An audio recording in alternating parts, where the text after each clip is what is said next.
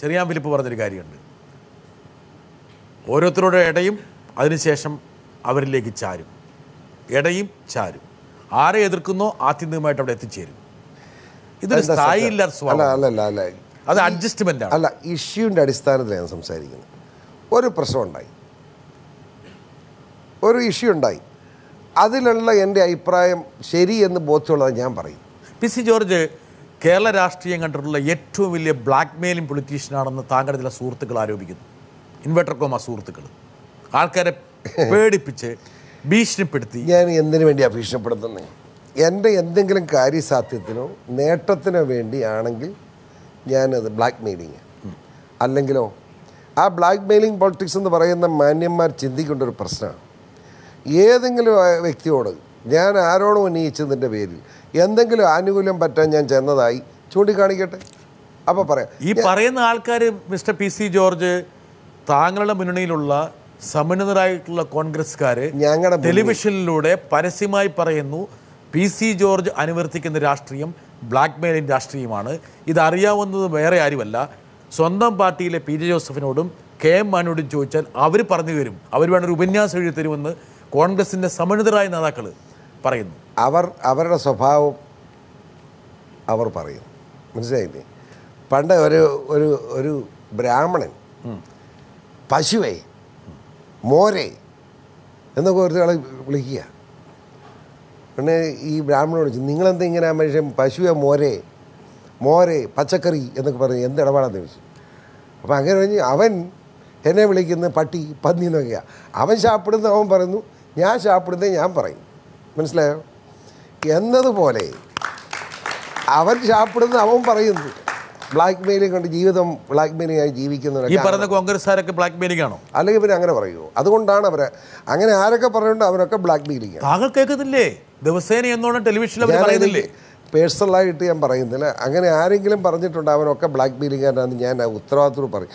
ഇതെല്ലാം മനസ്സിൽ വെച്ചോണ്ടാണ് പറയുന്നത്, മനസ്സിലായില്ലേ? കെ എം മാണിനെ എത്ര കാലം താങ്കൾ ബ്ലാക്ക് മെയിൽ ചെയ്തു? ഞാൻ ബ്ലാക്ക് മെയിൽ ചെയ്യുന്നത് മുഖത്ത് നോക്കി വർത്താനം പറഞ്ഞു, മനസ്സിലായോ? മുഖത്ത് നോക്കി വർത്താനം പറഞ്ഞു. അതല്ലാതെ ഈ ഒളിച്ച് പുറകെ കൂടുള്ള കള്ളക്കച്ചവടം. മാണി സാർ ചെയ്ത ഏറ്റവും വലിയ തന്ത്രമാണ്, അതായത് കുരയ്ക്കുകയും കടിക്കുകയും ചെയ്യുന്ന പട്ടീനെ വാങ്ങിയിട്ട് കോലായിൽ കെട്ടിയിട്ടു.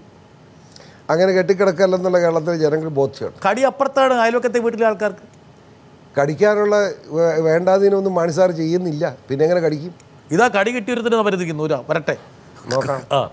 മാധ്യമങ്ങളെ കൂട്ടുപിടിച്ചുകൊണ്ട് ഇടതുപക്ഷത്തെ സഹായിക്കുന്ന രീതിയിലേക്ക് കാര്യങ്ങൾ പോകുന്നുവോ എന്ന് സംശയിപ്പിക്കുന്ന വിധത്തിലേക്ക് എന്തിനാണ് വിമർശനങ്ങൾ കൊണ്ട് എത്തിക്കുന്നത്?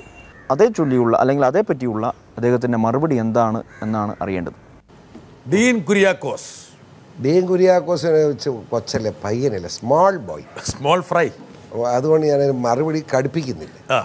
പക്ഷെ ഡീൻ കുര്യാക്കോസ് തൊഴിൽ പി ടി തോമസുമായിട്ടല്ലേ ബന്ധം, അതുകൊണ്ടാണ് ഇങ്ങനെയൊക്കെ പറയും. അപ്പോൾ പി ടി തോമസിനെ പറഞ്ഞു, അതാ പറഞ്ഞത്, തെറ്റിദ്ധരിച്ച. ഞാൻ ഈ സരിത ഇഷ്യൂ ആണല്ലോ ഇവരെ പ്രകോപിപ്പിക്കുന്നത്. സരിതയുടെ കേസ് മാന്യമായ ഒരു സമീപനമാണ് പല മാന്യന്മാരും കാണിച്ചതെന്ന് ബ്രിട്ടാസിന് അഭിപ്രായമുണ്ട്. ഞാൻ ആകെ പറഞ്ഞ എന്താ, എന്നോട് ഇവർ എന്നെ വലിയ കുറ്റക്കാരനായിട്ട് ഇവർ പറയുന്നല്ലോ. ഞാൻ പറഞ്ഞു ഷാലു മേനോനെ അറസ്റ്റ് ചെയ്യാത്ത നടപടി തെറ്റാണ്. ഞാനിപ്പോഴും ആ ഷാലില്ല.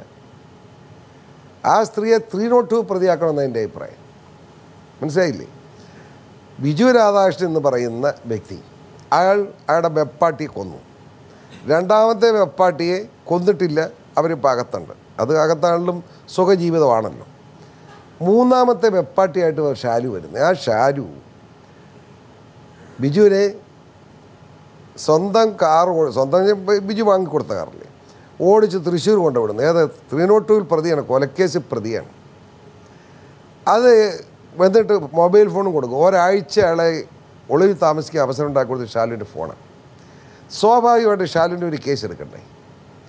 ഷാലുവിന് എവിടെ നിന്നുണ്ടായി ഈ 2 കോടി രൂപ വീട്, 4 വിദേശ കാറുകൾ? പി സി ജോർജ്, ഇതെവിടുന്ന്? ഇതൊക്കെ താങ്കൾ ഒട്ടുമിക്കവാറും ടെലിവിഷൻ ചർച്ചകളിൽ പറഞ്ഞിട്ടുള്ള കാര്യമാണ്. അപ്പം ഞാൻ പറയുന്നത് തെറ്റാണോ എന്ന് ഉത്തരം പറ. അല്ല, തെറ്റും അറസ്റ്റ് ചെയ്യണ്ടേ? പി സി ജോർജ്, തെറ്റും ശരിയൊക്കെ പ്രേക്ഷകർ തീരുമാനിക്കട്ടെ. അതിനാണല്ലോ ഇപ്പോൾ നമുക്ക് പ്രേക്ഷകർ തീരുമാനിക്കും. പക്ഷെ നമ്മൾ നമ്മുടെ കടമ ചെയ്യണ്ടേ? ഞാൻ പൊതുപ്രവർത്തകർ എന്ന നിലയിൽ ഷാലിമനെ വെറുതെ ഉമ്മ കൊടുത്തു വിടണമെന്നാണോ ഞാൻ പറയാൻ? ആ സ്ത്രീ അറസ്റ്റ് ചെയ്ത് അകത്തിടണമെന്നുള്ള എൻ്റെ അഭിപ്രായം പറയാതിരിക്കും, ഇനിയും പറയും. അതിനുവരി ഞാൻ പറഞ്ഞപ്പോഴേ കേട്ടിരുന്നെങ്കിൽ ഇത്രമാത്രം മോശമാവും. തിരുവഞ്ചൂരാഷ്ട്രൻ ജോപ്പനെ അറസ്റ്റ് ചെയ്തു, ഒരു ഉദാഹരണം. എന്തിനന്ന് അറസ്റ്റ് ചെയ്ത് 2 ദിവസം കഴിഞ്ഞാൽ ചത്തുപോകും? അവൻ ബലാത്സംഗം ചെയ്തിട്ടില്ലല്ലോ. അല്ലാതെ സംഘം ജോപ്പനെ അറസ്റ്റ് ചെയ്ത് ശരിയായില്ല. ജോപ്പനെ അറസ്റ്റ് ചെയ്യാൻ ഇത്ര തീറി, അങ്ങനെയാണെങ്കിൽ പിന്നെ ഇവനെ ശലീനായിനെ അറസ്റ്റ് ചെയ്യാത്ത എന്താ? താങ്കൾ പറഞ്ഞു വന്ന കാര്യങ്ങളൊക്കെ, ഉദാഹരണം പറഞ്ഞ ഈ സോളാർ വിഷയം സ്വാഭാവികമായിട്ട് കൈരളി പുറത്തുവിടുന്നു. അതിനുശേഷം വന്നിട്ടുള്ള പ്രധാനപ്പെട്ട സംഭവവികാസങ്ങൾ, മുഹൂർത്തങ്ങൾ, അതിൽ താങ്കൾ നടത്തിയിട്ടുള്ള സ്റ്റേറ്റ്മെൻറ്റ്സിലെല്ലാം വലിയ ആരോപണങ്ങളുണ്ടായിരുന്നു. അതിൽ ചെറിയ ആരോപണമല്ല, അതിൽ മുഖ്യമന്ത്രിയെ പ്രതിസ്ഥാനത്ത് നിർത്തിക്കൊണ്ടുള്ള ആരോപണങ്ങളാണ് ഉണ്ടായത്. ഭരണപക്ഷിയിലെ ഒട്ടുമിക്കവാറും നേതാക്കളെ താങ്കൾ പ്രതിരോധത്തിലാക്കി.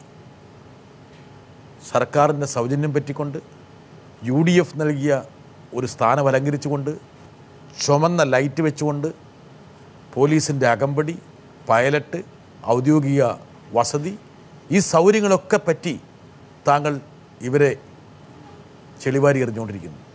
ഇതാ തെറ്റ്. ഞാൻ ചീഫ് വിപ്പ് എന്ന നിലയിലുള്ള ഔദ്യോഗിക സ്ഥാനം എന്ന നിലയിൽ തന്നെയാണ്. അപ്പം ഞാൻ ഈ സ്ഥാനം മേടിച്ചിരിക്കുന്നത് ഭരണകക്ഷിയിലുള്ള ആളുകളോ അല്ലെ മന്ത്രിമാരെ കാണിക്കുന്ന എല്ലാ വൃത്തികേടിനും കൂട്ടുനിൽക്കാനാണെന്ന് എനിക്കങ്ങനെ തോന്നലില്ല. പിന്നെ ഇപ്പോൾ ആൾക്കാർ പറയുന്നു PC ജോർജിനെയും വേണമെങ്കിൽ കൈകാര്യം ചെയ്യാം.